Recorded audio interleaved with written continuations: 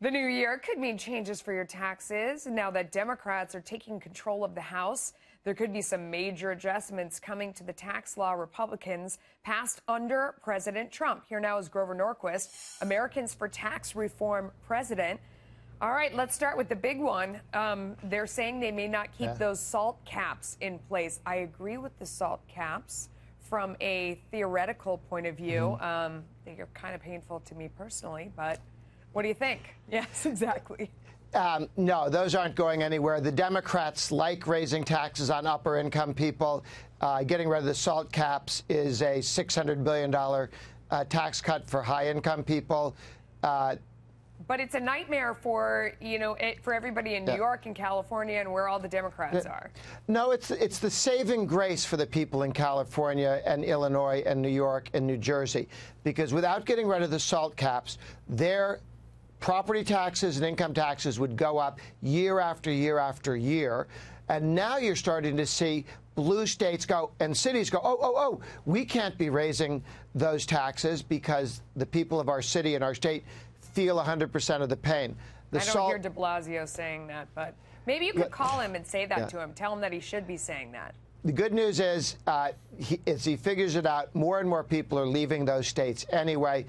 Getting rid of the deductibility of SALT, state and local taxes after the first 10,000 speeds that process up, and eventually those states will have to treat people better.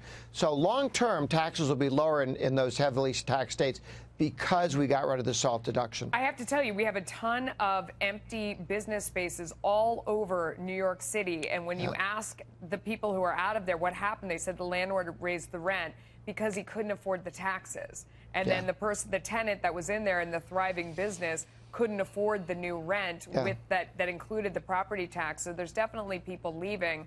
It just, is kind of painful for all of us. What about the brakes at corporations? They're saying that they're going to get rid of those.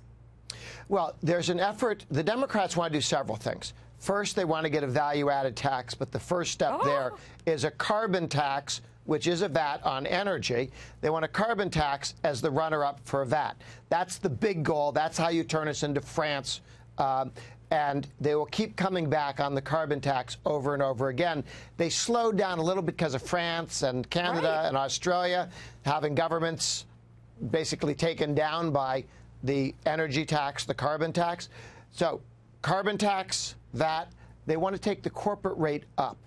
It's 21. They view anything between 21 and 35 as this huge piggy bank, and they can keep ratcheting it up.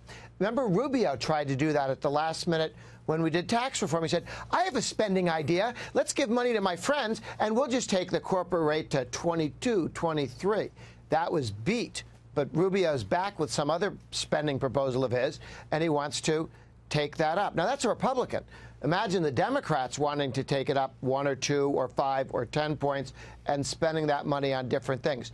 Defending 21, the lower corporate rate, which is what makes us competitive in the world, which we haven't been for quite some time at a 35% corporate rate. When China, communist China, 25. We were at 35. Grover, Germany, 25. You're making me cry. Do you have any good news at all? We're going to win. I'm going to win. We will stop every single effort by the Democrats in the next 2 years to raise taxes through the Senate and the president's veto. But just get used to this, okay? The Democrats on this effort to roll back tax reform are like a teenage boy on a prom date. They keep asking for the same thing again and again and again and again. And our job is to say no, no, no, no all day. I had all kinds of things to say after that, and now I'm just going to gracefully back away from the segment. Grover Norquist, thank you so much.